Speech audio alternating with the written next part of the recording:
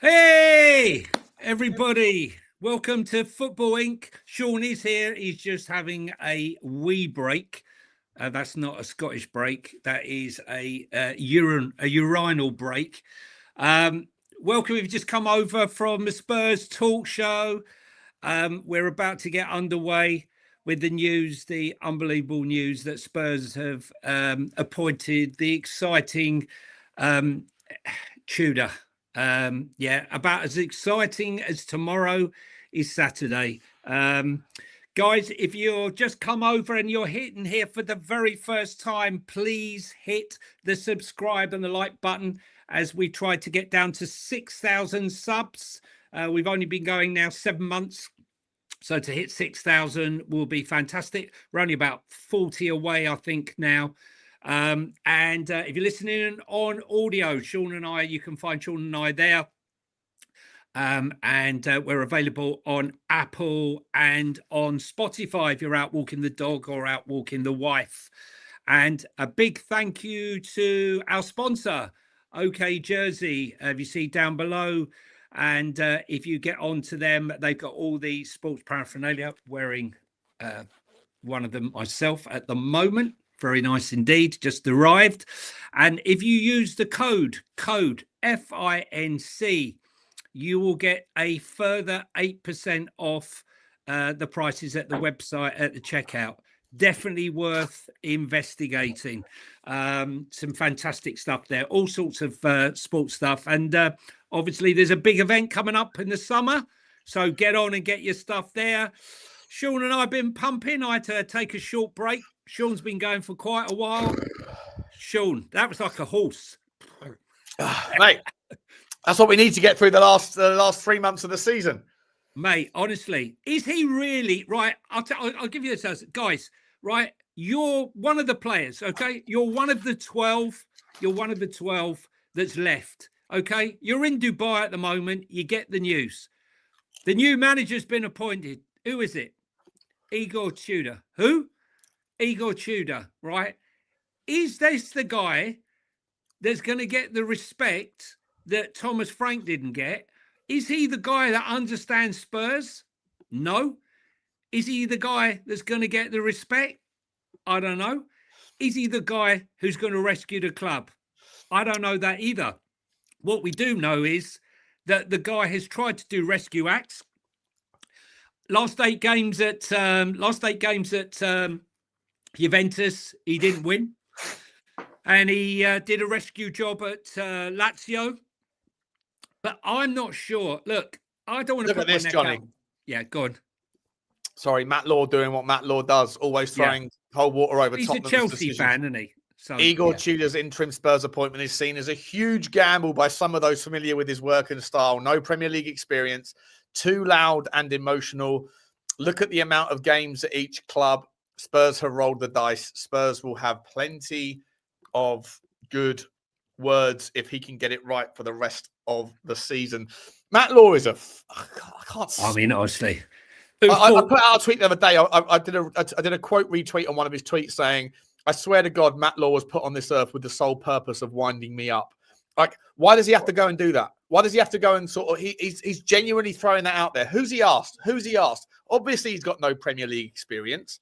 Obviously, he's got no. That's a given. Mate, Grok. 2 seconds on Grok, mate. That's what that is. Yeah. It's ridiculous. The guy just wants the Twitter fan base to be against him so that it doesn't work. I can't stand the guy. Can't stand him.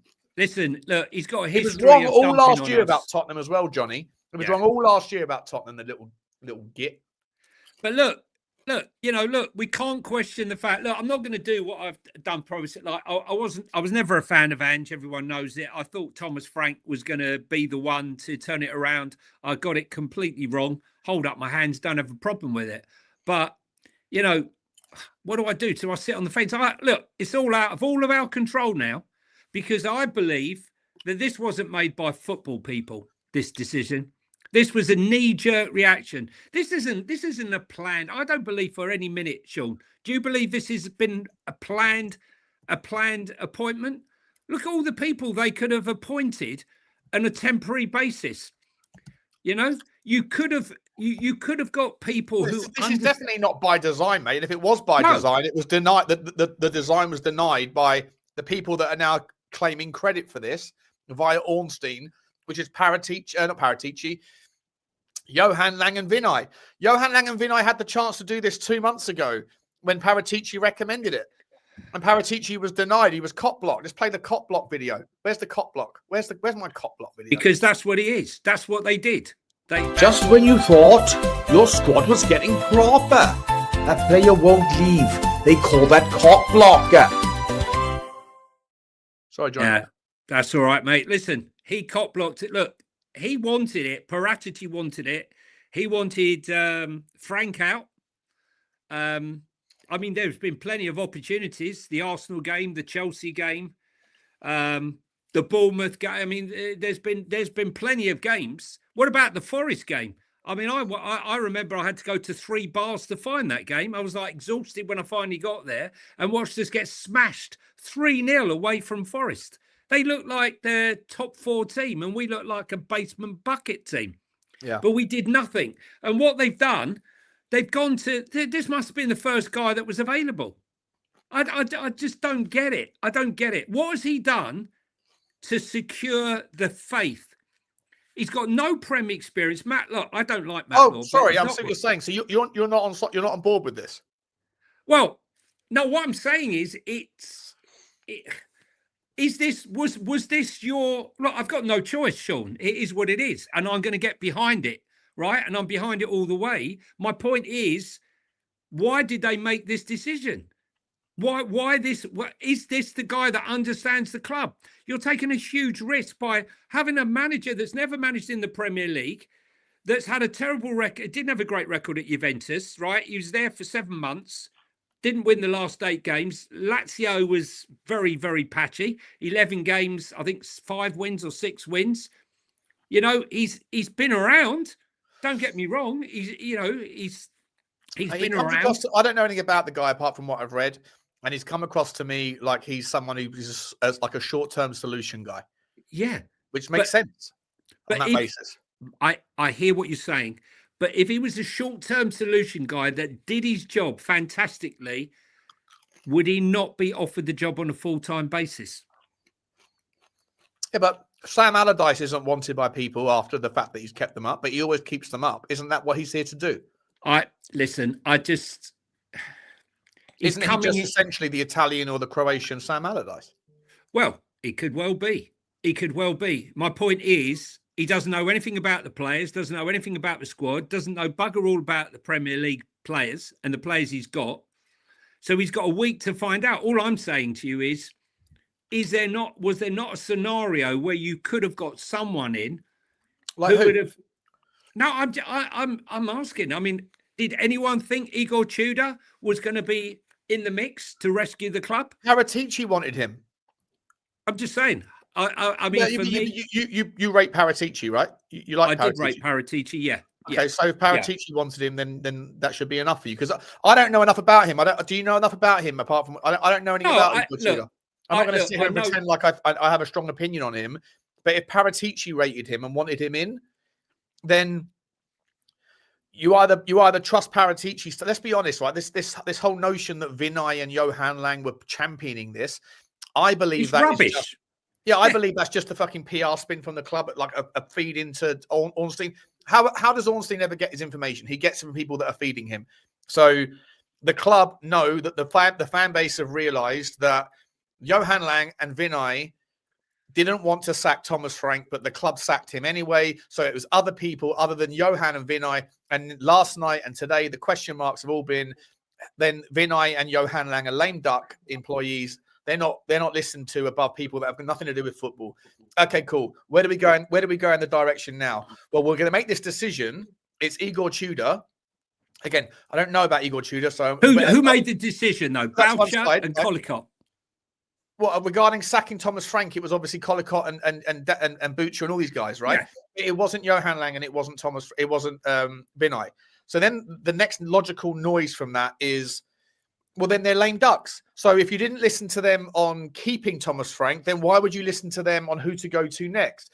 Even if it's true we heard back in November and throughout December, one of the reasons why Paratici left the football club was because he wasn't being listened to. He didn't want Thomas Frank in the first place. He wanted De Zerbi. And then when Thomas Frank was in place, he said, if you need an interim, you go to Igor Tudor. And at the end of the day, he wasn't listened to. Paratici's pissed off. Suddenly, Igor Tudor's in, and David Ornstein's saying, that was pushed by Vinay and Johan Lang. You don't have to be a fucking genius to figure out that the club are worried about the PR of other people at the football club, not Vinay, not Lang, making the decision on sacking Thomas Frank in lieu of the fact that those guys wanted to keep him. And now they're trying to say, it was those guys that were offering Igor Tudor. I don't believe it for a second. I believe that they picked up the phone and said, Paratici, sorry, mate, like, Igor, can you do us another favour? You wanted Igor Tudor, right? Can you get us on the phone? That to me is obvious.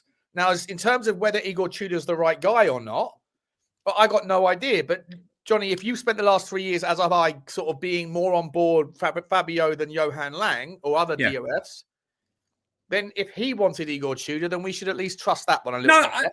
Listen, I get what you're saying there, right? And I don't disagree. Well, what I'm saying to you is here, right? We're being spun. The only guy who had a clue what to do, right, left because the two bozos who are telling him, who knows the guy that knows what to do is not being listened to by the two bozos that don't know what to do, right? Correct. And basically they've been overridden by Collicott and Boucher. Hey, get rid. And by the way, I heard what happened to that guy? What happened to that guy that Fabio wanted? Right? Well, what was his name? Tudor. Right? Get him on the phone. Get him on the phone and see, because it's happened. It's funny how it's happened, and not one of the people who were in the club at the time. Because let's be honest, if Daniel Levy and Paratici had been at the club, he would have been gone after the Arsenal game or the Chelsea game, I reckon. Thomas Frank. Do you not think? No, 100%, Johnny. But we're talking about two different. No. Well, two different conversations. One is who was it that recommended Tudor, right? No. And we both think it was Paratici. Yeah. The other one is Igor Tudor the right guy to save us? And if I'm entirely honest, I don't think 99% of the fan base at Tottenham that are currently having opinions on Igor Tudor, and I will include myself in that reign. I'm not going to include you unless you want to be a part of it. I don't have a clue about Igor Tudor's, whether he's good enough. No. I think that Paratici thought he was the guy. Yeah, no. What I'm saying to you here is I didn't have a problem if he'd have got rid of him and brought him in there because he had a bit of time to be the interim manager. So let's be honest, the one eye has been on Pochettino since probably when they appointed Frank, right? If I'm honest, right? So if you'd have done it in October, November, then he's got time to put himself in and last to the end of the year. He's done 6-month spells, 7-month spells. He's coming in with 12 games to go. That's what I'm talking about. And he doesn't know the players. He doesn't know anything. So parachuting a guy in an emergency who's never done in the Premier League is a massive risk. What I'm saying is I feel it would have been less of a risk had Daniel Levy been here with Paratici and they'd sacked him in October, November, is all I'm saying. I agree with you on that. I agree with you. That's all I'm saying. We're in agreement. We're in agreement. I think we're animated, but I wasn't challenging you. I was just saying. For me, I don't know anything about this guy. I don't know if he's good enough. I've got no idea whether it's going to work. I don't like the fact that Matt Law is doing his usual fucking trying to throw cold water on things because I know what he's doing.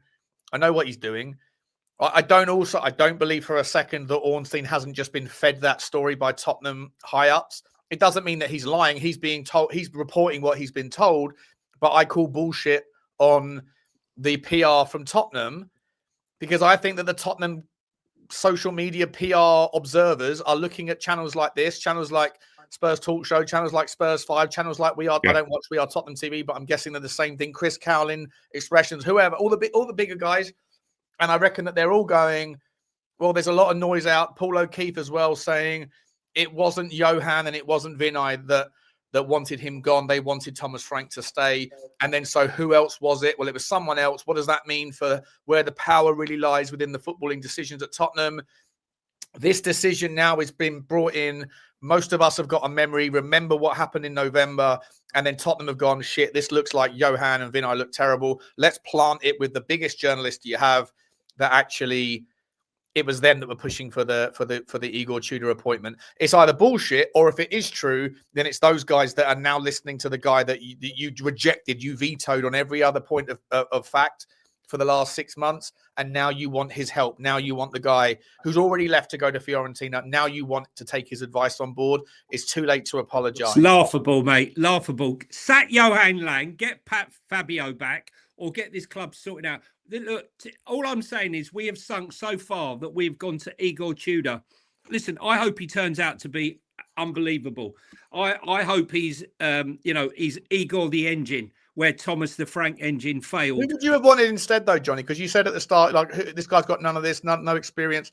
Who was the obvious choice? No, I would have liked to, if I was honest, like a collaboration of maybe someone who's worked at the club before or worked within it somehow. So who? Sherwood? Harry? Maybe Harry and a Jermaine Defoe, or just someone who understands, just someone who understands what it means to play for the club and how important getting these wins are. I'm just saying to you, what is your reaction if you're a footballer right now? You're a Spurs footballer. They've just sold Thomas Frank. You're out in Dubai, sunning it up. You're back. You're due in back on Monday. You've just heard the news. Igor Tudor, right? Are you jumping over barrels? Are you going through walls for this guy? I don't know. I don't know. It's just the question I'm asking. He's an interim, though, isn't he? Yeah. No, but are you playing for yourself as a player now? Or do you not give a shit? You can make that same argument for anyone that came in. Does anybody at the current football club know who Harry Redknapp is, apart from what they just seen? No, but I'm just saying, right? He's not a name that anyone has mentioned or synonymous, within the Premier. He's not even got a reputation in the Premier League as someone that's well known. As a player, he was very well known. He's a brilliant player. Yeah, he's a centre back. Yeah, listen, he's a big unit. You ain't going to argue with him. Maybe that's what the players need, a little bit of discipline. Maybe that's what they need, though. Yeah. Let's be honest, there wasn't any discipline, was there? There was no discipline under Thomas Frank. Apparently, all these reports came out a couple of days ago after the fact. All these journalists suddenly know what was really going on. They never of course they do. Oh, apparently Thomas Frank had private conversations about whether or not Christian Romero was a real leader. Well, okay, fair enough, but you only know that now after the fact. What about the fact that that Thomas Frank had meetings with the players about discipline and about professionalism and about trying to emulate what Arsenal have achieved? The very next day, Christian Romero turns up late to training. There was no respect for Thomas Frank. I think this guy will come in and will knock heads together, and I think he will garner some level of respect. I also think you combine that, Johnny, with the fact that generally speaking, most new manager bounces are not really new manager bounce. They are old manager regression, right? So like the old manager's gone, the players that have given up, they suddenly start trying a little bit again. I think that the players at Tottenham on average are probably giving 70% of their effort right now, or have been. Now you've got a new manager, they're going to, a couple of fresh ideas. Let's see. We'll see. I honestly got no opinion about Igor Tudor. I'm going in, but in terms of the right decision or the wrong decision, for me, it was a decision that Paratici wanted a long time ago. So if you were someone that supported Paratici, then if you don't know much about Igor Tudor, you should at least assume that Paratici does. And Paratici wanted him and thought he was the right guy to bring in, a couple of months ago. Yeah, look, all I know is I'm a big fan of the Tudors, so I'm going to give him a pass. I saw some great things when I mentioned the Tudors before. King Igor, what did I say? Igor Tudor the Eighth, and we had some great ones. We had Catherine Sarr, right? Catherine Sarr. We had Anne Boleyn. Anne Boleyn, yeah. Jane Scoremore. Jane Scoremore. Catherine Pass. Which is great. Catherine Park the Bus. and Catherine of Aragon. Catherine of Harrigon. Catherine of Aragon. Guys, if you've got any new ones, if you've got any good ones, let us know. Look, listen, I'm behind it, Sean. Anything that can make us, can get us to survival. I basically think that we need. I thought, because I wasn't, when we first started the show, I felt like I was hearing that you weren't behind it. No, I'm behind or you're just it. Surprised by it or something. I'm surprised by it, and I think we could have maybe. I just felt that this really needed someone who understood or had some connection with the club somehow or other to try and get us fired up. I just worry that this guy's never managed in the Prem. He doesn't know anything about the players. Just where does he come? You coming into work? He's going to take him 2 or 3 weeks. To do is to Tudor is to do. Yeah, very good, very good. I just think, how long is it going to take him to get to know his players? Couple of weeks. He's a new manager bounce guy, mate. Or he's a short-term fix. He's not going to be here in the summer. All we've got to do is find 3 wins. I don't give a flying fuck about anything else. Can he get enough out of this team to get 3 wins, mate? We're going to need 3 wins. That'll get us to 38 points. Mate, you need 42, mate. You need 42 points. You reckon 42? Yeah. Historically, 42 points will get you there. 38, okay. I don't think it's going to be enough. 4 wins, whatever. 4 wins to be sure. Okay? There's enough. 4 out of 12. He's still got the same problems that Thomas Frank had. Injuries are a nightmare. And listen, from what I've read about his style of football. 3 at the back. Well, it's 3 at the back, which obviously Romero's again, Donut Romero costing us in that place. If he was there, we'd be able to fill the back line with some talent. He wants to play 2 men that are attacking midfielders in the midfield to be able to sort of create that press. I think Pape Sarr will be a beneficiary of this system because he'll press hard. I think Conor Gallagher can press hard. I think actually the squad that we have, despite it being on its knees, I think from what I've read and learned about his style of how he would like to reshape the team, I think he will, if we can keep the players we've got fit, big if, and then a couple of players coming back, I think that his formation will be a beneficiary, and the way that he wants to play will actually probably suit the players that we have. Well, right, if we had Kuti right now, he's fucked us up big time. Yeah. If we had Kuti right now, we could play the back 3. Danto's not back till March. Yeah, if you had imagine this, you had Spence on the left, Porro on the right, doing wing back systems, proper old school stuff. I think Pedro Porro is going to love it. And then you had, if in a world where you had, Van der Ven, Romero, and Dragusin, perfect. Well, Dragusin played in a 3 at Genoa, right? 100%, right? 100%. In the system, so he will understand that system, playing as he should have been playing under Ange. 100%. And then you need 2 players in the midfield that can press. So you've got Conor Gallagher and Pape Sarr that can do that. And then in front of them, you have a 3 of, I don't know, Xavi Simons and Solanke and... I think you've got to play Richie and Solanke. Personally, I think you've got to play Richie. Fine. Whatever. But we have an 11 there. They're given the right instruction that can press and work. I actually think you're right. Richie will actually press as well, work well. Yeah. Maybe you put Richie on the left, or he does like a 5-2, 2 at the top with Richie and Solanke, and then has Xavi Simons. Fine with me, right? So it's more of like a 3-4-1-2. That's absolutely fine with me. You can get through it. You press hard. You work hard. You let the wing backs do the width. Everybody else gets in. It might not work against Arsenal, Johnny, but I listen.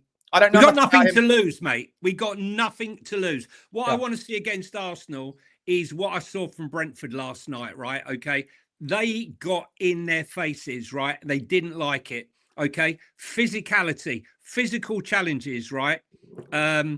Mawani's also going to get. You're going to see a better version of Mawani, I reckon, because he played with Mawani. Tudor and Mawani worked together before. Yeah. So listen.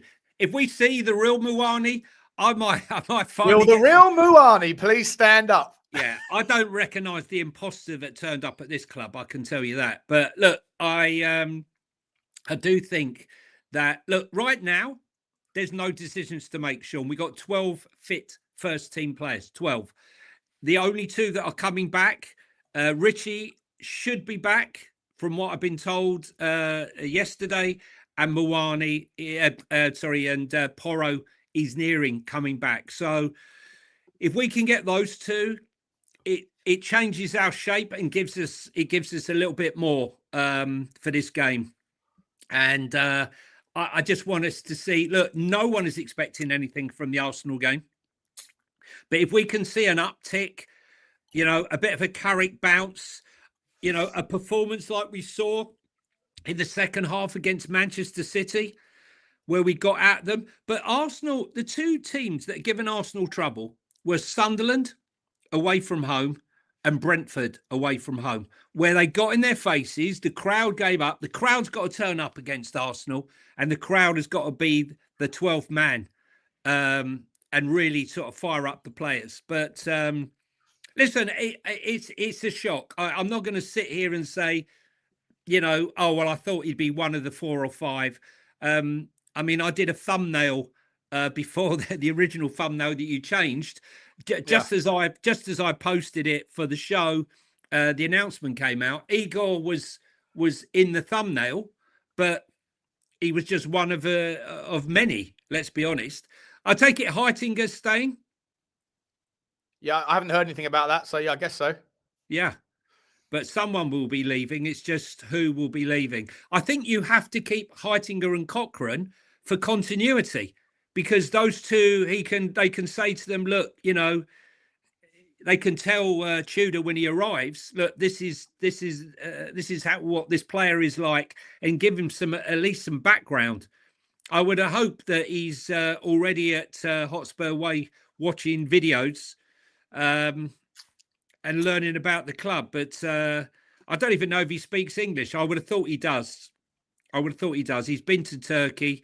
He's been to Italy. He's Croatian. He speaks English. I looked at what he speaks Croatian. Yeah. He's Croatian. Yeah. I haven't heard his accent yet, though, so I'm going to have to go and do some work on the... By the way, did you see how funny was Danny Kyriakou coming in with the... I know, we got to use that on here. He said to me, you and I have got to be using some of these, because when we do the Football Inc. and we're going through all the teams, we're going to have to put some of these faces on. I paid for and downloaded the software. I just got to find a way to... I don't know how to set it up. How much was the software, mate? Like $60 a quarter. So yeah, what's that? 100, so 200 quid a year or something. Yeah. But I'm just going to try it for a quarter. But the problem is, it's clearly amazing technology, but I think you might have to have some super fast computer to make it work, because it was just like stuttering and stumbling with but he picked the perfect Harry. It was brilliant, wasn't it? Let's be honest. It was absolutely fantastic. I mean, I thought I was actually talking to Harry Kane. Yeah, it looked like it, didn't it? And he sounded like it. He's got a good accent as well. He's got a very good accent. All he didn't have was the spitting and the dribbling. Other than that, it was spot on. I want to do a little bit of, Harry. I would have done the Harry team. Oh, man, it's going to be fun. It's going to be so much fun. I can't wait to do that. I'm like itching now. We don't have a game now for what? 11 days? Is it 10 days now? No, hang on. Sunday, 9 days. Sunday week. 9 days now. This is the longest break that I can remember quite a long time. It's been a while, yeah. It's been a while, because there's no international break for a while. Johnny, listen, it's obviously not the time to do the prediction results, or is it? Because actually, I know we spoke about most of the games already, but there's one game we haven't spoken about. We've got to speak about that game. Arsenal-Brentford. Let's talk about that briefly. What a game that was. And by the way, you got it bang on again. You've had the best week ever in the Predicciones. And by the way, the chat, just so you know, you thought you were catching me. And you might still do that. But Johnny's now on your tails. Johnny's coming for you lot first. He's coming for the big guy. He's coming for the big kahuna, the whale at the front. But in the meantime, he might just nibble at your fishy scales as well. But I get 13 points. 13 points. Yeah, I'd predicted the 1-1. Look, I got to be honest with you. I thought they'd give him trouble. I cannot believe the decision to not send Gabriel off, mate. It was outrageous, okay? And I do think, I see Arteta on the sidelines going like this to the referees, literally on the touchline. Brentford players are running down the touchline and he's there. He's right in their face. How is that allowed, Sean? And he's remonstrating every single decision, and so are they. Gabriel... There's no justice in the Premier League that they get away with Gabriel it every single time. Took him out. It wasn't even close. Leg right across him. He's already on a yellow. Did a sending off automatic. did the commentary, because I was doing a stream at the time. Did the commentary, or so were you? But did the commentary reference It's a it? yellow card. So they did. So the commentary didn't let Arsenal get away with it. No, and it's been highlighted today in all the papers. Okay, You know, good. for me, it was a definite yellow, and he knew it as well. I mean, listen, don't get me wrong. Gabriel had Was he taken off shortly after? No, he wasn't. He had 18 interceptions. 18. That's how important he is. I mean, no Saliba last night, but they threatened them. And I got to tell you, Igor Thiago, who signed a new 5+1 contract. I wonder how much they're paying him. 5-year +1 contract. He ain't coming out of Brentford next season for anything other than a mega fee. I'd certainly take him at Spurs, that's for sure. He was an absolute handful, but I think he should have done better with a couple of the chances. What do you think, Sean? Yeah, I thought the game. I think that Arsenal's goal, the bit goalkeeper, fortuitous. What's his name? What's the Kelleher? Yeah, Kelleher's he bounced twice on his foot, and I generally thought Brentford were absolutely fantastic in the game, absolutely phenomenal. They're one of the only couple of teams that have gone after Arsenal, taken absolutely no fear, just gone, we're going to play in their you. face. We're going to go for it, and Arsenal didn't like it. They didn't like it at all. I thought Igor Tudor had a couple of chances. Shame, because when Igor Tudor's on, he's never been on against Tottenham. Whenever we played against him, he's been rubbish. Last night, he had so many chances and was in that kind of not really up for it or didn't really do it mood. But on another night, he would have put 2 or 3 past Arsenal. And like I say, the goal that Arsenal scored, kind of feel like Kelleher took that extra step and then he just threw off his balance. Great keeper, though, mate. I wanted him. He's a great keeper. I'm just saying that in the moment, like great keepers can have just unfortunately, it is what it is. But I didn't think Arsenal's goal was a great goal. But I thought that Brentford were well worthy of the 3 points. And I dialed in, as soon as we dropped out of Spurs 5, I went and dialed into AFTV to listen to Lee Judges. I like Lee Judges. He's, he's a friend of mine, and he's very, very reasonable, even though he's an angry guy with his like emotions, but he's very reasonable. And he was like, we got away with one there, 100%. And I thought Katara was good. I thought they just played. I mean, Collins was dropped to the bench, which I was a bit surprised about. What a lovely headed goal, though, from. I meant Igor Thiago, sorry, not Tudor. Is his name Igor Thiago? What's his first name? Igor Thiago. It is Igor Thiago. Yeah, sorry, I got my Tudors and my Thiagos mixed up. Sorry, Johnny, carry on. That's all right. And there's Igor Jesus as well. There's a lot of Igors around. A lot more Igors than you would think, Yeah, a lot more Igors to the pound. The goal, the equaliser, was absolutely fantastic. And I just thought they were going to go ahead and win it. And as I said, Gabriel making 18 interceptions. He was outstanding, but he should not have been on the pitch. And I feel that if he had have been taken off, which he should have been sent off, he would have been out of the Spurs game. Mascara. Yeah, Mascara. Listen, he's an absolute beast. Mascara is an absolute giant. What a bargain buy he was. 13 million from Valencia. But he has a heart condition. He has a bit of a condition, which is why he costs 13 million. And they have to have a specialist, apparently, that stands by just in case anything happens to him. But yeah, he's an absolute monster. What did that Declan Rice stepped in to stop? Was it Lewis Potter? Who was it that was about to put one home? And Declan Rice stepped in as well. Arsenal could have lost that game 2-3-0. Easy. Easy. And you picked it. You said 1-1. You said 1-1. Well done. Yeah, I just thought they were going to get something out of it. And, the interesting thing is, it's a shame it wasn't a win for Brentford, because that would have meant that if Man City could beat Arsenal when they play them at Man City, they could win the title. They could possibly win it. But listen, it's still open. It's still open. There's going to be Will more they feel points. the pressure? 100%. There's going to be more points dropped by both teams than just whoever wins the Man City Arsenal game.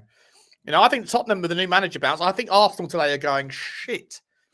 Tottenham have got a new manager just before. I think to a degree. I think it like before the game, if Thomas Frank was still here, I think Arsenal would be like, yeah, we're going to go there and smash Tottenham. But every single time, every time that there's a manager sack, everyone always goes, oh, there's a new variable there. Is there going to be a new manager bounce? Now, Arsenal fans might well be confident they're still going to be able to walk past Tottenham, and I'm sure it will still happen. But there's a new variable. There's a new manager bounce. That is a variable that it tilts, it sort of dials the. And imagine if Igor Tudor can get a point or even beat Arsenal in the North London derby. The fans are going to be right behind it, right up for it. The fans are going to like forget about the Thomas Frank thing. They're going to be right up for it next Sunday. And if Tudor can get something out of these players and we can beat Arsenal, not only does that basically put us 1 foot into the next season's Premier League, it also basically fucks up Arsenal's trip. It's massive, mate. It's massive. Build him a statue before you build anyone else a statue. I think they probably got rid of Frank because the ball didn't want to hear the Arsenal fans singing. It's bad enough they're going to sing the Eze song, right? You can bet your bottom dollar he'll start. He had a terrible first half, slapped off after 45 minutes. But they were going to be singing the Thomas Frank song as an Arsenal fan and all that. I'm surprised they're not singing Vinay as an Arsenal fan as well, to be honest with you. By the way, can we ask you a question? If Thomas Frank hadn't beaten Frankfurt and we had a game midweek against Juventus or whoever it would have been in the in the knockout state in the playoff round, do you think Thomas Frank would still be here? Because the fact that maybe the reason why they made the change now is because there's 11 days break. So you've got 100% have a couple of days to figure it out, bring someone in a week with them, then Arsenal, and then you go from there. Had we had a game maybe away from home in fucking, I don't know, arse end of nowhere on Tuesday night, do you think that they would have had a second thoughts about sacking Thomas Frank ahead of that game? I think it's the gap. I think it's the gap. But more's the question, if they knew this was coming, how many players did they choose? 2 seconds, Sean. I'm just going to add some light. I feel like I'm in the dark. 1 sec. All right. Very good, Kitty. Very good. As long as they don't mock Tudor. Sensationale, Kitty. Sensationale. I've heard a lot of the Henry VIII things, and that is absolute rock star stuff. What mock Tudor, very good. What a play by Kitty. What a play by Kitty. We'll be nicking that. Yeah. No, so I think that maybe had Tottenham not got into the Champions League playoffs, maybe he would have been gone already. The fact that maybe he qualified fourth, maybe that gave him an extra game. But also the fact that we didn't have to play on Tuesday or Wednesday nights. Had we done, it'd be more difficult. I think that it's all played in a difficult scenario. It's kind of worked out for Igor Tudor to come in and get a free run of a week before the Arsenal game. Well, he needs it. Come on, you couldn't jettison him in with 2 days to go. He'd have to be sat in the stands watching to get a feel for it. At least this way he'll have like 4 or 5 days training. I would have thought someone like Heitinger and Cochrane will be sending over. I mean, the data analysis, they might as well GTF because they've been shit. I want Johan Lang out the club, mate. Lang's got to go, mate. He has to go. I want to talk about my director of football, Johan Lang. He's got to go. He's got to go. He has to go, mate. He has to go. He's absolutely 2.5 years. Listen, he's been in that job 2.5 years. The squad has never been so unbalanced. We've got eights. We got winger. I mean, who buys 2 left wingers? Who buys Tell and Odebear, right? And cop blocking each other when you've. It does make no sense, no rhyme or reason. Some of the signings that he's made, and who's going to sack him though? Well, there's the guy who's backed him on every major decision until he got overruled by the finance guy. No, it ain't going to happen until the new manager comes in and says, "I'd like my guy in as DOF." Paul Mitchell. Pochettino comes in and says, "I'll join you, but you need to bring me a better DOF, maybe." Yeah. I mean, but does Vinay survive this, Johnny? I think Vinay survives it. I don't think Lang can survive it because I think Poch is looking at that club and saying, this bozo's been at the helm for 2.5 years running it. Why Fabio's been in on prison leave. I mean, come on. I mean, What happened with Paul Mitchell before? Fell out with Daniel like everybody did. Okay. So Daniel's gone now. So maybe there's... Yeah, I mean, unless you're getting Mitchell or Campos, you need like a Mitchell, a Campos. You need someone of that ilk. We need quality players. And let's be honest, right? You know, Poch is probably the only manager that we could sign right now who would come to Spurs, has got some sort of reputation. Is it we only got Igor Tudor because the potential managers we'd like to have gone for as an interim just were not interested? Like who? Well, no, I'm just saying, are we a draw? Are we a draw? I know it's a no-lose situation here because if you come in, no reputation ruined because everyone fails at Spurs or everyone has failed at Spurs. He's an interim, right? So no one's going to leave. No one's going to leave their gig on an interim basis. Correct. Clearly, the club want to get Pochettino. He was Correct. in London. All the rumours that we've heard. Yeah. You know, it looks like it's all a fait accompli post the World Cup. So all we've got to do is figure out a way to stay in the Premier League. So on that basis, you give a guy like Igor Tudor, who I think is just going to be, you might as well call it, you know, he is a momentary manager. He has short stints at different teams. He's not worth giving a big plan to, but he can go in there with his knock some heads together, ruffle some feathers, get some discipline, change things up, and he's done well. He did well in France. He did well in Italy in 2 or 3 stints. Obviously, when he's given the main gig, it hasn't worked out. But that's the same as Sam Allardyce, right? Like, that sort of people. But Sam Allardyce has never... I'm pretty sure Sam Allardyce has always saved the teams that he's been brought in on short notice to save. I'm pretty sure he's always saved them. So, you know, let's look at it like that and just wish him the best. Get us the 3 or 4 wins. That's all we want. Very much. And then how much do you reckon he's going to get as a nice little? I don't know. He's got to be on a survival bonus. Look, I'm not here to point score. I just want us to win. I've stuck my neck out with Ange. Don't regret it. Stuck my neck out with Thomas Frank. Got it completely wrong. But I'm not going to sit here and make a judgment. I'm just questioning. We're here to debate it. Was Tudor the only gig in town? Who chose Igor Tudor? I don't believe, and you don't believe, that it was Vinay or Johan Lang. I believe it was Collicott and Boucher, referring to who Don Paratici recommended months ago when he suggested that they should have got rid of Thomas Frank. And let's be honest, you know, the alarm bells were ringing, weren't they, Sean, when Fabio said, I'm leaving this club, right? Fabio threw a few darts at the club. I'm going to a club with ambition. Yeah. Who's getting relegated in the... Oh, no, but there was 2 digs, right? Of all the other shit he said, of course you're going to prop up the team that you're going to, but he also said owners with ambition, so maybe a dig at the current owners. But I don't think he would have said that if Daniel Levy was still in charge. No, because I think he had respect for him. And number 2 was where my ideas will be listened to. Well, we're listening now. We're listening now, Don. We've listened to you, mate. You know, we've listened. It's too little, too late. Fabio Parrot. It's too late to apologize. Yeah. I mean, they're playing the guitar. But listen, you've got Ange throwing stones. You've got Paratici throwing stones, right? And you've got Romero throwing stones, and you've got players agreeing with what Ange has been saying, right? Oh, have they?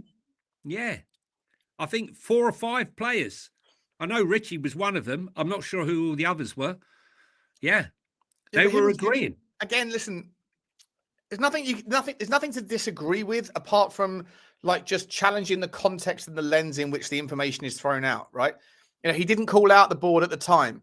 He's saying, oh, you can't say anything when you're in employment because it doesn't end well. Okay, so you're self-serving your own interests by not saying things during the employment. On that basis, can we assume you're also self-serving after the fact that you've left, right? And what does that look like? Well, I'm going to point fingers and say it wasn't me, Gov, it was these people. That's why I should never have been sacked, just so you can protect your reputation before you move into your next gig. Like it's the same everywhere. Mate, Not he every was manager lying seems to come us, out and do a mate. public interview after the fact. Amorim hasn't done it about United. There's loads of people like Maresca hasn't done it against Chelsea, but you don't really hear lots of managers that have been sacked by their board for having discontent with the board doing an interview. But when you do, you don't hear too many nice Well, things said. Maresca, you knew he was going because he was getting told as and when to sub Cole Palmer, and he was having none of it. Like, I'm not having this guy on the bench. Well, that's what he claims. That's what he claims, and it might be true. It's probably true. I believe it was true because the guy Probably. was sat there and they were gesturing to him to remove it, and when he did, the fans booed. But my point here is, Ange Postecoglou was telling us all he's going for the title, right? Yeah, exactly. I mean, yeah, it's only after the event when we were sinking down the table that we've, well into the second half of the season where he said, no, we're concentrating the convenient truth. We're concentrating on Europa League. Correct. Right? Correct. But And how would that he have didn't looked? say any of this during his employment. He said Correct. a lot of shit in his employment. He said, look over here, look over here, look over here, until that thing's not true. Then look over here and then forget I said that. And then when this one comes true, remember, that's what I said. I told them, they didn't listen. All that bollocks. Right. But what about this bollocks, right? Yeah, all that stuff. You don't know what you're doing. You don't know what you're doing. You don't know what you're doing. And he goes like that, and the goal's disallowed. I was there at Chelsea. I was there, Chelsea away, when he's given it large. I was there when he was attacking the Spurs fans. Yeah, right? Bournemouth. Yeah, he forgets it all. Yeah. And the fans don't want to remember any of that stuff because they love a salesman. Tottenham fans, well, not just fans, people generally, they get suckered into emotional pleas and emotional cries. And Ange Postecoglou is I could have, the best interview in the world will be given by Ange Postecoglou. But did he ever acknowledge in the first phase of that interview, Johnny? Did he ever acknowledge any wrongdoing on his own part whatsoever? None. Nothing was to do with him. 26 losses last season, nothing to do with him. And let's be entirely honest, the only people in the Tottenham fan base that wanted him to stick around were Australians or Stell. And Stell spent 23 months saying, "Get this donut out of our club," until he won a trophy, and then he did a fucking 180 like you haven't seen before. Flip flop. Like Eric Bristow hasn't done a good enough 180 like what Stell did on that one. Jesus Christ! But look, we all want everyone who's a Spurs fan wants Spurs to stay up. We are united in one thing and one thing only right now. I think it's going to be very divided as to this person coming in. I told you I did a poll and most people wanted Harry. But listen, let's be honest, Harry's about 80 years of age. He probably would have forgotten his tactics by half time. But I just think that we all want one thing, Spurs to win the games that are necessary to get us and keep us in the Premier League. We have no God-given right to remain in that Premier League. And if we were to be relegated, I think it will be the biggest relegation, the biggest club to be relegated in the Premier League since the Premier League 100%. started. And Johnny, it would be absolutely disastrous for us, right? More so. Yeah.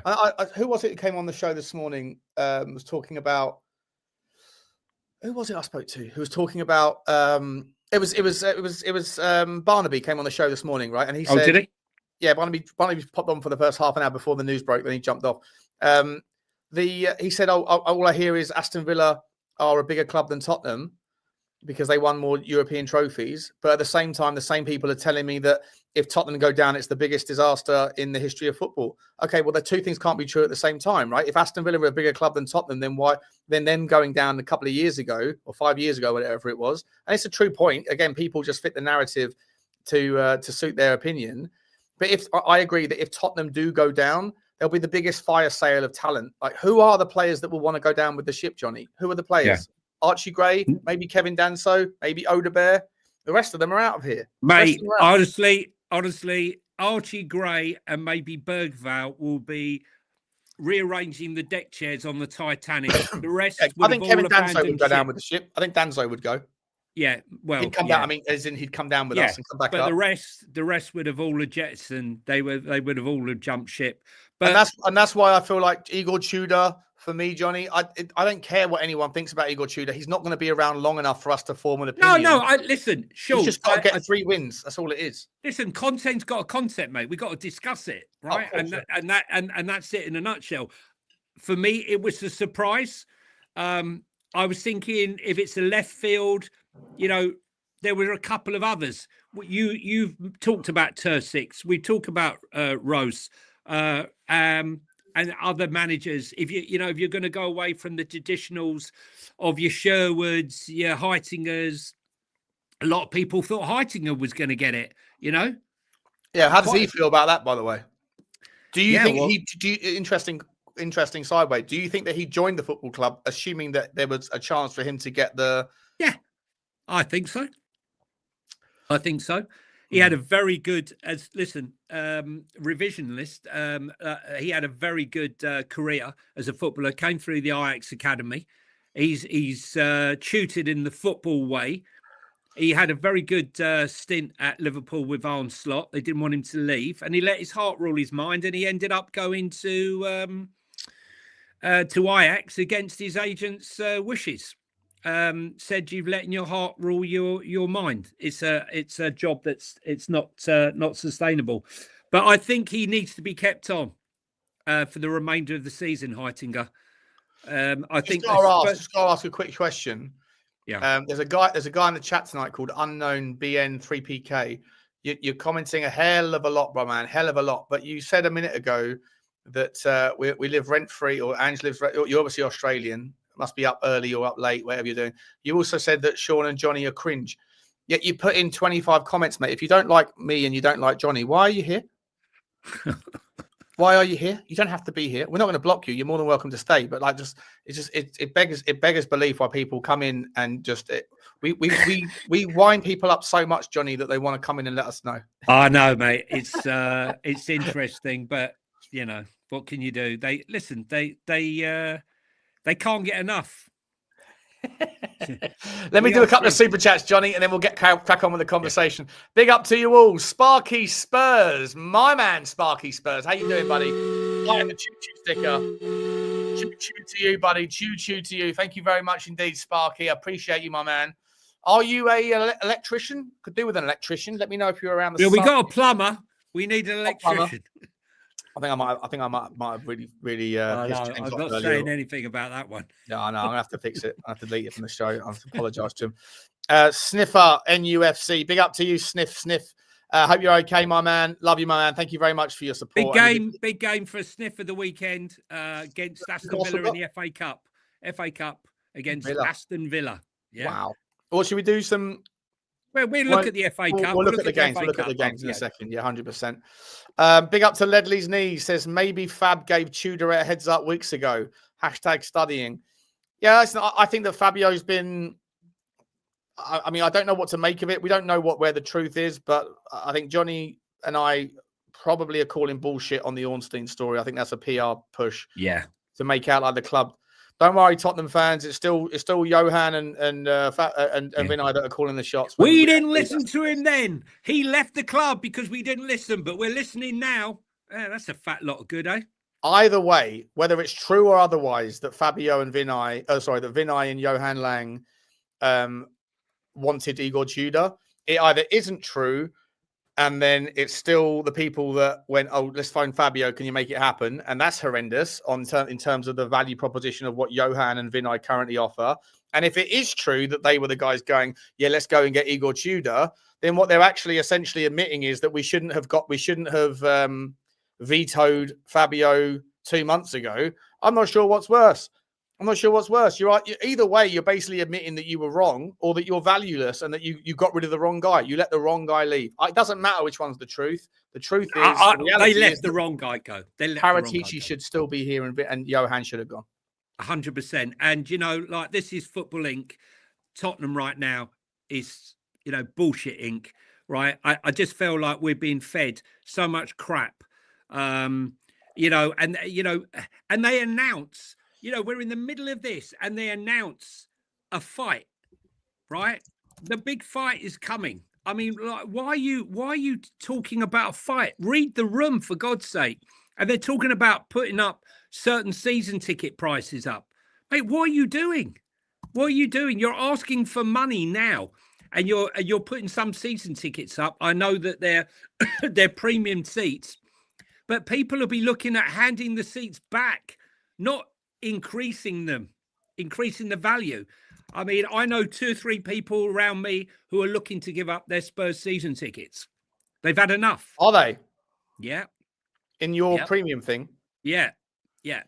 Never in the South Stand. Where I got my South Stand, those people will be there forevermore. Oh, well, I'm expecting that they'll be able to move south because I don't want to renew mine at row 44. I want to get down to like I think 30 is the right level for me. I'm at 41 in my Yeah. South Stand. We're near the same level. Right, right on. I'm right on in the middle, right behind the goal, right where the trumpet guy Yes, is. I'm just to the left. I'm basically on the line of where the 18-yard box is. I'm on the left, the left paint, and I'm row 44. To me, it's a little bit too high. I don't like it. I'm going to come a little bit. Don't get high on your own supply. Well, you don't get high watching Spurs, that's for sure. I'll get high on my own time. Yes, I do. It's part of the reason why I don't go to Tottenham anymore, mate. Yeah, unless you're in the pub, you don't get high watching the football. Guys, if you're in the chat, please, if you're here for the first time, please hit the subscribe button. Doesn't cost you any money. What it does is it helps us, helps the algorithm as we try to get this young fledgling channel above 6,000. We're only about 40 away, and there's over 800 of you in the chat, and I know not all 800 of you follow us. So please hit that, and if you get time, hit the like button. And if you're into the audio, we're available on Apple and Spotify audio. So give us a follow there. Big up to Chuck Dryer for the super chat. You didn't say anything, mate, but thank you very much indeed. Appreciate you, buddy. Haven't seen your name before as well. So appreciate you joining. Please hit the subscribe. And we'll see you as part of the furniture soon. Here's someone who's part of the furniture. My man, Chew Deeney. Our man, Chew to you, we got to Deeney. give him a chew. We love you, Chew. We'll give it to you, mate. We always give you a chew.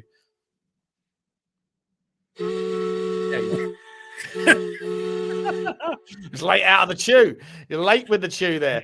Big up to you, Chew. Thanks very much indeed. And James 119, my man as well. Thank you very much indeed, buddy. Chew to you as well, buddy. Thanks a lot, James. Appreciate you, James.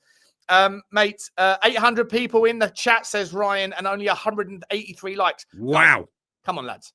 Do you know what? I never ask for likes anymore on my own channel. And I looked at this. We did 4.5 hours earlier. 4.5 hours on Spurs Talk Show. We've had 15,000 views and it's like 300 likes because I forget to ask. And it's important. Outrageous. Can we smash the likes, please, on this one? It's a fun button, guys. The like button. It's a fun button. It's the easiest thing out there. Is unknown is unknown continuing to be a donut? If you really love your club, then give up your season ticket. You know what, mate? We're not going to block you, bro. Yeah. It's not our style. But I don't know why you're still watching. You don't like me. You don't like Johnny. I don't know why you're here. It's a little bit weird. But big up to Richest Man as well, my man. Big up to the super chat. Ra-ta-ta-ta-ta-ta-ta-ta-ta. We love you, buddy. Thank you very much indeed. Chew to you, Johnny. Just to round off the Tottenham chit chat before we get into the FA Cup stuff, which is starting. Is it tonight? Is the first game tonight? Yeah, I can't even remember which is the first game tonight. I'm still stuck on Igor the Engine. Hang on a minute. Yeah, I've got the fixtures here. Hull, Chelsea, Wrexham, Ipswich. Wrexham, Ipswich. I'll be watching that. Yeah, I know. I hope Wrexham get through. I hope Wrexham get through that game. We might be playing them next season, mate. I'll tell you what, Arsenal always have a lucky game. Arsenal are blessed. They are absolutely always blessed with in the FA Cup. They got Wigan at home on Sunday. Yeah, exactly. I mean, really? I mean, I can't remember the last time they had a hard FA Cup, and they're always there's not really any belters. There's Arsenal, Wigan, Macclesfield, Brentford. I think that's fine for Brentford. Oxford, Sunderland, not really a big game. Stoke, Fulham, not great. Grimsby Town, Wolves, not great. Birmingham, Leeds, not brilliant. Liverpool, Brighton's interesting, but Liverpool will probably win that. Villa, Newcastle's the obvious one we should talk about. But then you've got Manchester City, Salford. I mean, is that Gary Neville's team against Manchester City? Yeah, that's something there maybe. But there's nothing. There's nothing. The fourth round is the only game. The only game is really that's massive. Is the Newcastle game. Well, listen, the big football next week is going to have a massive influence on us. Is the Champions League first legs, which start on Tuesday. I think it's Tuesday and Wednesday of next week. Yeah, and we'll start to get an idea of who we could be playing in that next Any round. particular? Who would you like to see? Juve, Atletico Madrid. I don't want to go to Brugge, Galatasaray. You know what's going to be funny, don't you? You know, written in the stars, we're going to be playing Juventus. Igor Thiago is going back to Juventus, where he didn't win in his last 8 games with Muani. Now you're doing the Igor problem. It's Igor Tudor. You said Igor Thiago. Igor Tudor. I know. Igor Tudor. There's too many Igors. So many Igors. Too many Igors. No, but we could have a situation where we have Igor Tudor with Muani going back to Juventus. That would be a story. And you know what? He'll score. Yeah. He only scores against his old clubs. That's all he does. Loves it. He loves it. He loves it. But listen, he will understand how they play. He will understand everything. He'll be able to give us the heads up. And I wouldn't be surprised if we got past I'll be honest, if that was one of the reasons they employed him. Because let's be honest, I think this club is more focused on Champions League, on winning that Champions League game and the millions that it would make if we got through to the quarterfinals.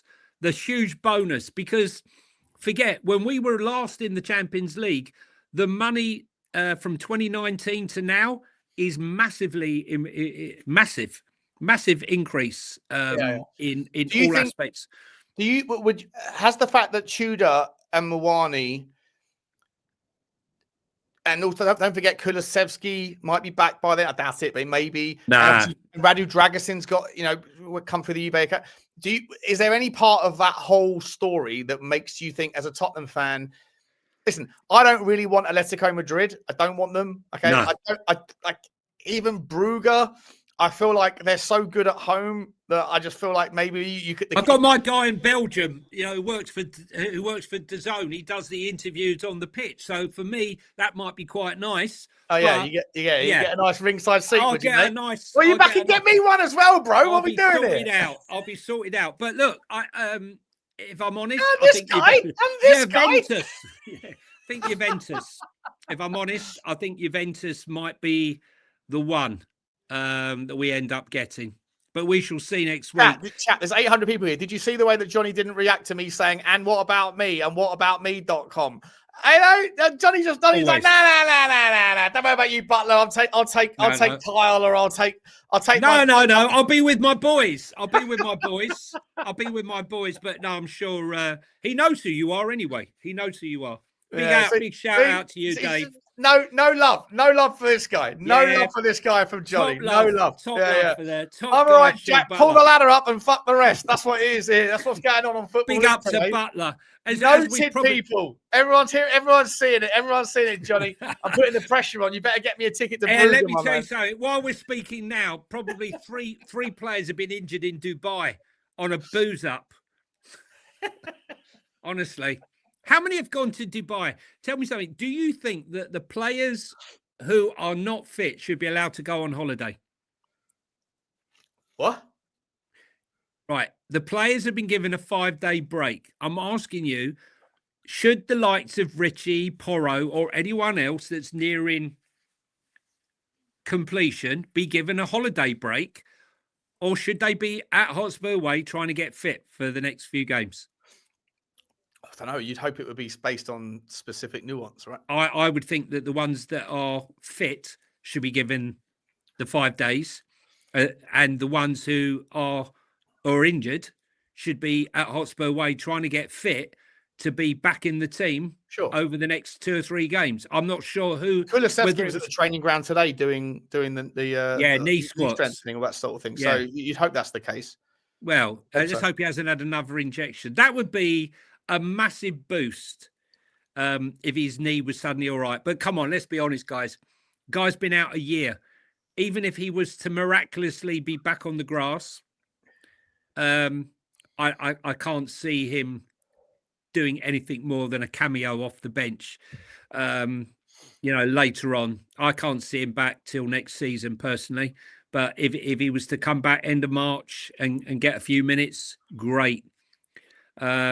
Bergval and Kudos aren't due back until end of March, isn't it? End of March. So quite a few weeks away. We shall see. Let's do the let's have a quick go at the FA Cup. Let's just have a quick prediction. Hold Chelsea. Comfortable Chelsea win, Sean? Yeah. Yeah. Wrexham, Ipswich. Ipswich flying in the Championship at the moment. Very good manager. Wrexham also 6th or 7th. They're in the spot for the playoffs. So, I think Wrexham will get this one done, personally. You reckon Wrexham, yeah?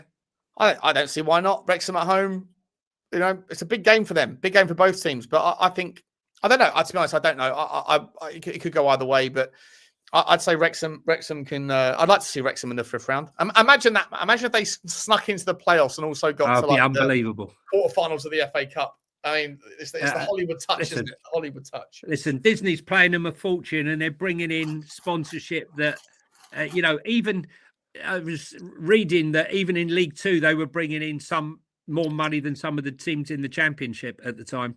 So interesting to see. Burton v West Ham. Could this be a slippery slope? Will West Ham rest players because they really want to concentrate on the league? I think they'll rest players, personally, but they should have enough, West Ham, for that one. Burnley, Mansfield, not sure about that one. Should be Burnley. Southampton, Leicester. Southampton, who smashed Leicester the other week. Leicester, do you think Leicester are going to go down? I think they're 1 point off of relegation. Well, just because they've had their points deduction, right? Yeah, but they're still in a mess, mate. That's what I'm saying. But they whether they might get that, they might appeal it, they might not appeal it. They're currently 21st on the same points as Blackburn, who in 22nd on 32. Yeah, it's tight. It looks like the relegation of the Championship. Obviously, Sheffield Wednesday. They've got -7 because they obviously had a huge points deduction as well. But after that, Oxford, Blackburn, Leicester, Portsmouth, and West Brom are all, I think, all in it. 3 of those, or 2 of those 3 are going to go down. I think so. What about Liverpool, Brighton? Brighton are in a mess right now, aren't they? Yeah. I mean, and Liverpool look better. And Liverpool, yeah. I mean, they struggled against Sunderland, in fairness, but I think Liverpool should cruise through this. Hertzler needs to start finding a win out somewhere, because let's be honest, right? They're 3 points ahead of Spurs? And they need to find a win from somewhere, and I don't know where it's coming from. They've been pretty poor. They were holding Villa, but an own goal undone them. But I think a comfortable Liverpool win. What about Villa Newcastle? Villa Newcastle for me, mate, is a really interesting one. Villa don't have the midfield anymore. They don't have the midfield. They're still very, very good at home. Newcastle not so good away, but obviously on the back of beating Tottenham. Is an FA Cup run a useful distraction for Newcastle? They got the Carabao Cup final. When's that? In a couple of weeks? No, Newcastle didn't make the Carabao, did they? Oh, they sorry, that's right. They lost, didn't they? Yeah. So this look, Newcastle are a good cup team. Eddie Howe has them playing well on these one-off occasions. I think it'd be a really good game.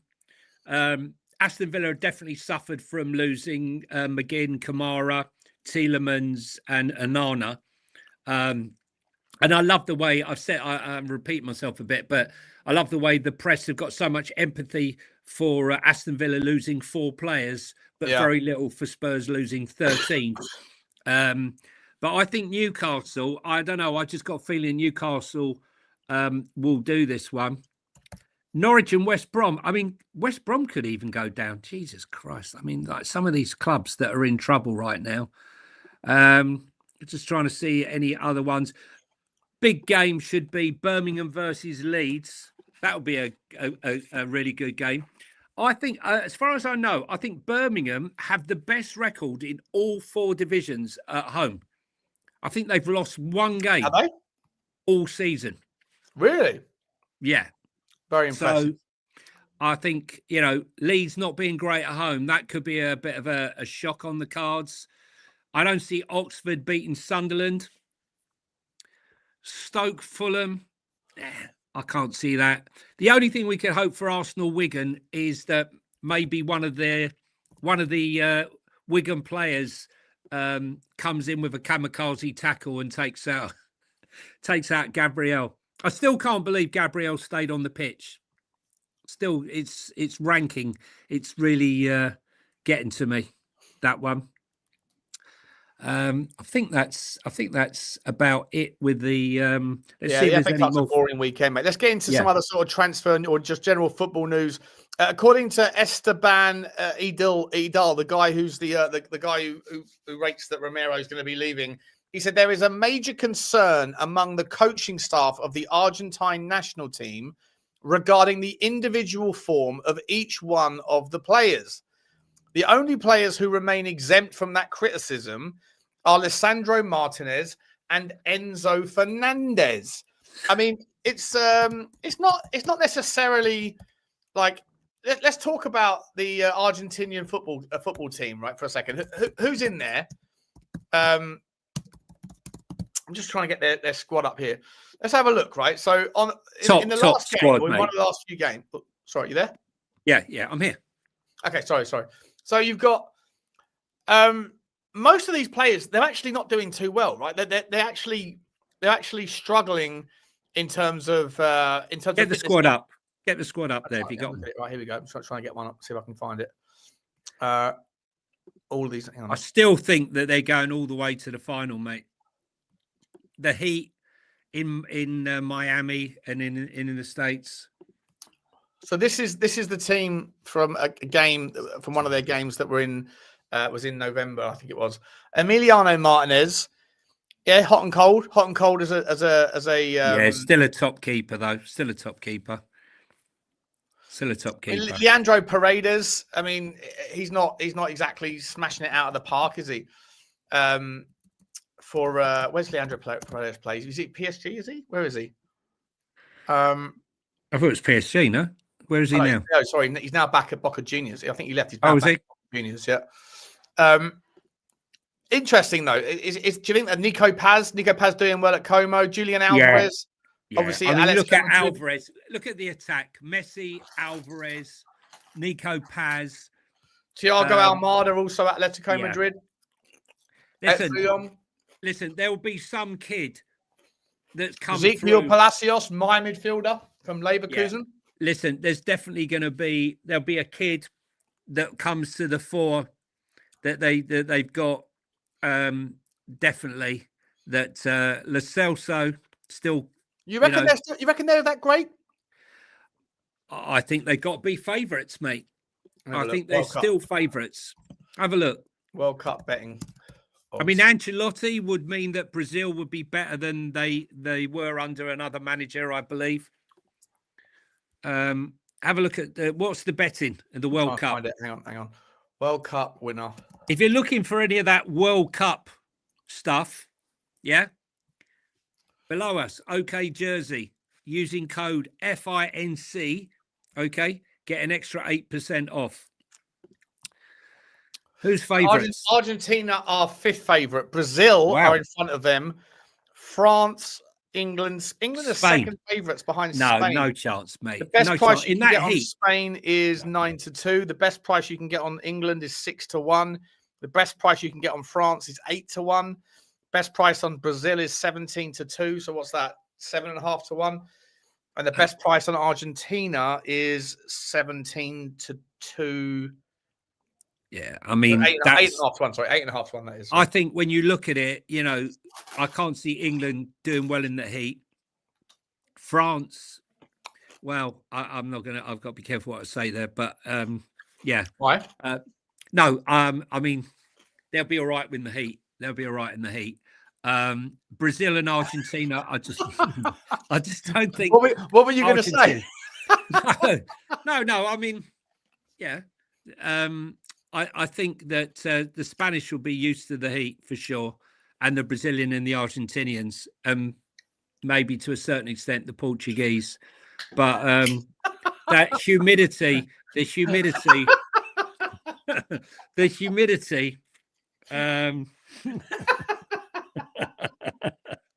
Oh dear. Fair enough. No, Nice but little game. I think Trying to play I a think, certain jingle, I think, for those of you that are smart enough to get it before I did.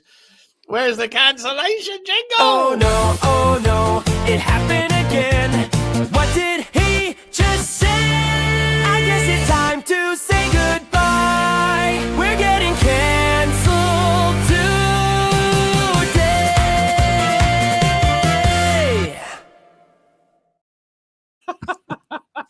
listen, you know what I mean. Look, Cold Palmer, you know, always going to be running around with a beetroot face, right, in 35 degrees heat. Yeah, I'm just saying, certain countries are better. You know, we saw it in Brazil 70. We've seen it in the, you know, when it goes to a hot country. I know all countries are hot in the summer, but there's the heat, the intensity, and the humidity.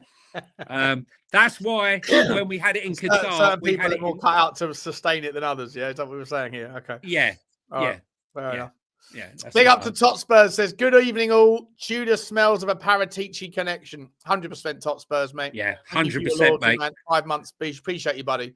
Yeah, we've discussed that. To me, it seems like it's all about Paratici. I'm not buying into this PR spin once again from the football club. Let's not make it look like it wasn't what it really was. Let's make sure that Ornstein, who's the trusted source on all things football, he tells everyone it was Johan Lang and Vinay that pushed that down. Shut up. Shut up. Yes. What are we doing here? Yeah, look, some of us actually remember the news that Fabio wanted Tudor. You know, you can't hide the news. It's there. It's out there. It's out in the domain, right? And now you want to pretend and, you know, rehash a story and swap out some of the people who were choosing the player. I don't know. It stinks to me. I think the only way that they're going to get season ticket sales, Sean, is if they announce in the next 2 weeks that Mauricio Pochettino will be the permanent Spurs manager in the summer after the World Cup. Yeah, but they got to make the season ticket renewals before then. They do it around April time. Well, they're asking money now for premium seats. They're already asking for the money. Are they asking for the same amount of money for your seats or what? Some have been put up. Delusional. Incredible. I mean, like, what are they thinking? I mean, I pay for the premium seats regardless of how many games there are. So next season, I'm guaranteed to have at least 4 less games for my money, right? And okay. So however many games you get, so you haven't got to pay more for Champions League. If you get them, you get them. If you don't, you don't, sort of thing. Yeah. So but they want to put the price up when I'm going to have guaranteed at least 4 less games. Yeah. Yeah. I mean, they're delusional, but they're trying to latch on to people that have got money and saying, we need you to cover the gap. So if you want your tickets, you've got to pay more. And people are saying, yeah, fuck you. Yeah, 100%. Yeah. Are you 100%. kidding? Yeah, a lot of people are voting for their feet already, Sean. Speaking to people around where I sit. And that also goes for people who are in the South Stand and the North Stand and the West Stand. There are a lot of people who have given up their tickets. And I've spoken to people in the West Stand who have had all of their seats on since just before Christmas. They're refusing to go anymore. And they've only sold 2 tickets, Manchester City and Arsenal. The rest are sat there unsold. Bit like yours, yeah? Yeah, I can't sell mine at all. Sell mine at all. Interesting story about Al Ittihad. Pretty sure they're part of the PIF fund.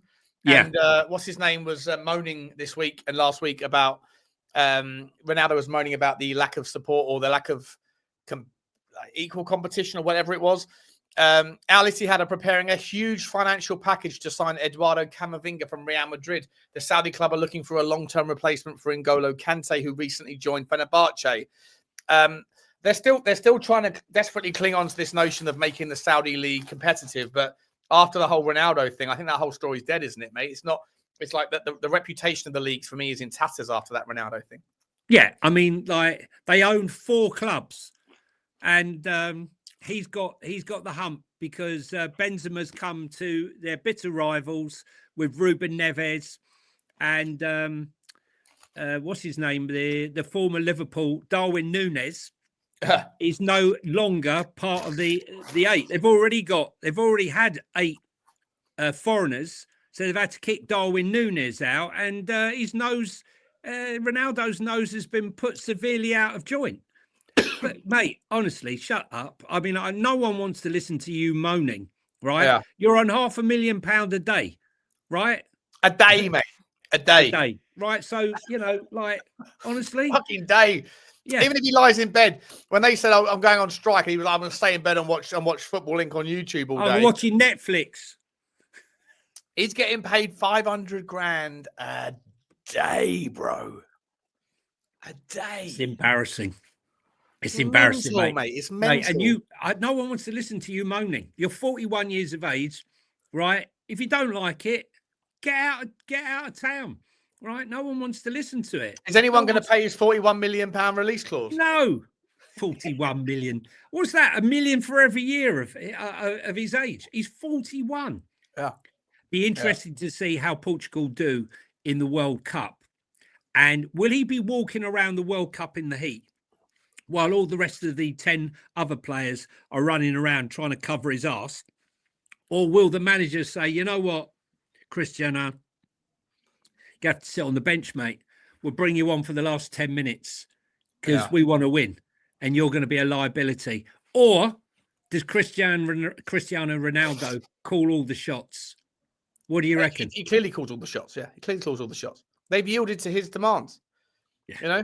But sometimes you create the monster. You create the monster that you don't have to deal with. It's the same with AI. He is the real world version of AI, right? We've thrown all of our eggs into the AI basket to make our life a little bit easier, and then suddenly you don't know what you're going to create. With the Saudi Pro League, they put all their money into the Ronaldo monster. You don't know what you're going to create, and what you've created is an absolute monster, and it's horrendous, absolutely horrendous. Listen to this story, right? This is a great one, right? Newcastle are already preparing to sell Nick Voltemade this summer and have made a replacement striker a top priority. Why? I don't know. I think Voltemade's been excellent. I know he's fallen off the boil a little bit, but what's going on with that? I don't know. Maybe it's something that's gone on that we don't know about, Sean. But that was Sniffer, you still here? My man Foxy, are you here? I think that's any of the strange Newcastle story. faithful here. What's going on? What's going on with Voltemade? I think he's settled in really well. It's interesting though. He's one of the few German players that came in and settled immediately. Johnny, correct. He's gone off the boil recently, and yet the rest of the Germans' imports have they started slow and then they've ended up getting better. I think. I mean, I'm surprised at this news. Have I got to be honest? To me, it's a absolutely crazy one, but we don't know what goes on behind closed doors. I mean, some of the links to Spurs. Not getting into Eddie's system started well, but for many weeks he has looked out of sorts, and Eddie is not getting a tune out of Vissa either. Are you a Newcastle fan? It looks like you are, David. Looks like you are. Looks like you got a Newcastle shirt on your dog. Big up to you, mate. Thanks for joining, man. Make sure you smash the sub. We're trying to reach out to more and more. Fans of every club. That's what we do here. We talk about all clubs. That's interesting. I think Nick Voltemade I really like him. Johnny. Do you like him? He's a handful. He's a handful, but I think, he started with all this confidence and then he missed a couple of sitters in the big games. And then maybe, it starts to affect you. I don't know. But we talked about it quite a lot, that we were really impressed with his start. But as you say, whilst Florian Wirtz has improved week on week and is really looking to be a proper player, and Xavi Simons is bulked up and is a lot more robust. I'm a bit surprised at that story, to be honest with you. It's interesting, Johnny. What lesson have we learned from running this channel? What lesson have we learned? You always listen to the fans of the team. Correct. Always, right? West Ham fans told us Kudus will be good for 10, and then you'll see him regress. Yeah. Right? Newcastle, obviously, I'll listen to David R. Big up to you, David. Thanks for joining us. If you think that it doesn't seem like you're criticizing him. I think you're just saying he's not fitting into Eddie's style. which is interesting. Because I think a lot of Newcastle fans are fed up with Eddie Howe as well, which is interesting, Johnny, isn't it? Because from the outside, I would take Eddie Howe in a heartbeat at Tottenham. I think he's, Well, I I think mean, he's a that fantastic win, manager. I love Eddie Howe. it's been definitely a sort of a snakes and ladders sort of season for him, where fans are down on him, then they're up on him. I think that win against Spurs was massive, because had they lost that game, I think there would have been a lot of heat on Eddie Howe. I really do think that. And he said himself, you know, he needs to analyze what he's doing himself. And, you know, the team aren't playing well, but that 3 points was massive. And he can really get the fans behind him again with this big win at Aston Villa. Yeah, massive game weekend. Massive game from the weekend. Saturday night, that is. Not tonight. It's Saturday. Tomorrow night at 5:45. Saturday night. Yeah, UK should be a time. big game. Interesting. What do you think? How much, just quickly, how much did Voltemade cost? It was a lot, wasn't it? It was like 65 million. 65 million or something. And the Bayern Munich, was it Uli Hoeneß? I can't remember who it was.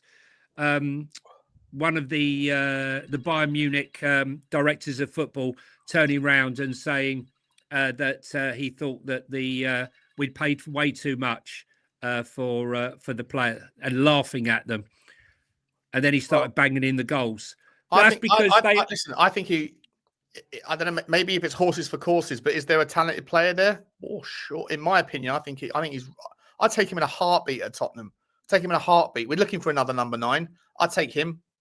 Sell Richarlison, bring in him and let him play alongside Solanke, or like rotate with Solanke all day long. In my opinion, I mean, look, they lowballed Bayern Munich lowballed on Voltemade. So, you know, and just a bit bitter. A couple of funny links here. You've got to laugh at these. Tottenham are leading the race to sign AC Milan winger Christian Pulisic as he looks to return to the Premier League. Can't see that one happening. And the other one is the banqueting suite. Kieran Dewsbury Hall is emerging who was the player we're trying to sign? Sorry? Christian Pulisic from AC Milan. I'll do me a favour. The PR spin on that fucking guy. I know. Jesus Christ. Like, he's just another one. The amount of American podcasts that I see going, who's better? They asked that. They did that. Like, stand up when you think someone's better than Pulisic, and they're like Erling Haaland, and the guy sitting.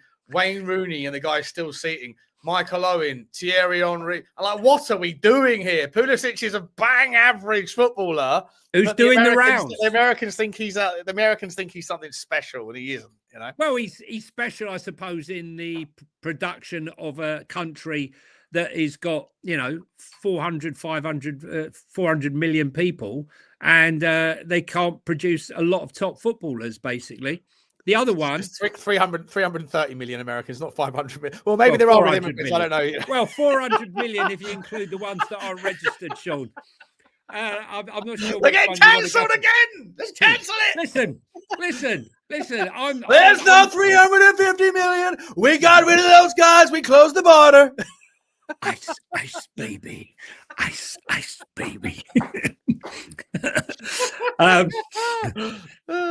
Kieran Dewsbury Hall is emerging as a target for Tottenham Hotspur. How's this even news, right? When he's only just arrived at Everton. I know he's having a good season at Everton. He's playing really well, but I don't believe a word of it. Not a word of it. Just see if there's any other ones just before we go. Erling Haaland struggling with fitness. Tommy Tuchel signs a new deal. Let me ask this. We didn't really get around to it. Just quick, last topic. Then there's no more. No, transfer news views includes is dead in February. Let's not worry about that too much, mate. What do you think of the state of the title race right now? 4 points. Look, you were saying a few weeks ago it's Arsenal's, and it's hard to disagree. But a couple of results. Man City put Fulham to the sword. I think Arsenal have got Wolves next weekend, so 3 points there. City have got Newcastle, I think, haven't they, in the next game? So Villa, they've got to play Villa this weekend, and then they've got Newcastle. They've got City next weekend. Tough couple of games for Newcastle. Maybe, do you think City will get past Newcastle?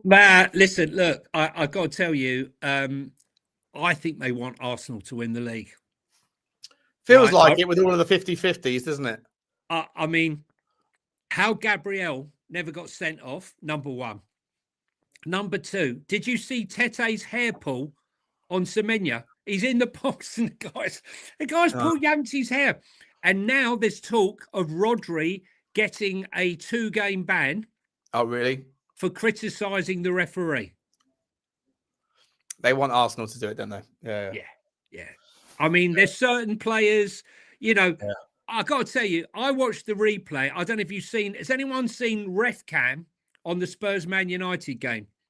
Have you ever seen a referee pull out a red card as quick as he pulled out that red card for Christian Romero? Honestly, it was. And you know what's interesting about that, Johnny? Like I was like pretty hardcore. I was like, it's obviously a red. It's obvious, but obviously maybe I've got a bias because I was on that particular week. I was like getting so much hate for sort of saying that Romero was a donut for calling it out, and then when it happened, and I was like, it is a red. I genuinely think it was a red, but when I saw it through the ref cam in real, like saw it through his eyes, it didn't look like a red in the first instance. It didn't. It was a red. It was a red for sure, in my opinion, and it would have been given a red in reflection anyway. But when I saw it through the eyes of the ref, it didn't look like a red. No, but I just could not believe. Listen, before the game, I was saying to everyone, Michael Oliver, every time we play him, there's controversy. He gives us a red. He gives us bad decisions. There's something about Spurs and Oliver. I was gutted when I saw him as the referee. But I just did not really expect that, because I thought it was a bad challenge, but he didn't mean it was like a block challenge. But the speed of the red was what concerned me. I got to be honest. It was out before he'd had. No, you're right. You're right about that for sure. VAR. Like, you're definitely right that he pulled the card out as soon as he could. But I'm just saying, like I watched that clip back 3 times. And I'm seeing it through the same viewpoint that he saw it, right? That's the whole point of the ref cam. Yeah. It didn't look like a red from that angle. I'm sure if he gave a yellow, I'm sure it would have been overturned. I'm sure the ref being referred. It would have been referred and he would have given it. Yeah. So it doesn't change the outcome, but it does make you question, was there a motivation to give him a red card? Look, to those that think it's a conspiracy theory, it's not. It's fact. They're humans. The referees are humans. If you don't think they have a bias, a real bias, then you're delusional. Because let's be honest, who was the referee that got called out for Slot, hating on Slot? Oh, Hoon or whatever his name was, the guy who went to he's now in jail. Got in prison, isn't he? For being an Epstein. Yeah. But look what all came out there, right? There's plenty more where that came from. What was his plenty name? more. Was it Hoon? What was his name? I can't remember his name. Someone will say. Let us know in the chat. It was Coote, not Hoon. Coote. David Coote. David Coote. Yeah, David Coote. Yeah, I mean that was that man's shocking. life fell apart real quick, didn't he? Yeah, but I mean, and then you look at in Turkey where you saw one referee had made 1,700 bets on games he was refereeing in, and like hundreds of referees. Look, we think. Look, you think politicians can be got at? You think the businessman can be got at? But Everyone's there's no corrupted. Influence on a referee. Come on, everyone's Come corrupted. Come on. Listen, guys. All right, guys. We're going to leave Hit it the there. like. Big up to everyone. Listen, just quickly before we're going to send you over to Sava. Sava spent a long time on the show this afternoon, on Spurs Talk Show. We're going to redirect you over there. He's going to have Please his say hit and the everything. like. So please do smash Football Inc. raid as we let you go. Don't forget OK Jersey code FINK 8% off. Go get your international clobber. If you know what we know, look at the thing that Johnny's got. It's absolutely dream. It's fucking delicious. I got something very similar. I just can't squeeze into it right now. Go a couple of sizes up. We'll go a size up. It's absolutely delicious. Go and get something like that. Code FINK at checkout for 8% off. Johnny, awesome to spend the time with you as always. Yeah, hit the like and hit the subscribe button, guys. We're trying to get to 6,000. There's loads of you in here. I know loads of you don't bother with the subscribe button. It's a little thing for you, but it's a big thing for us. So really appreciate if you get a second to do it. And we will see you at some point over the weekend, but definitely on Monday. Appreciate you guys.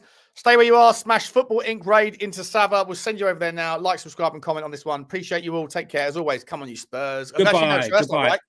Let's not come on you Spurs. It's come on you football teams. Yeah. It's not come on you Spurs. Guys, All all right. have a great weekend. Have a great weekend. Bye.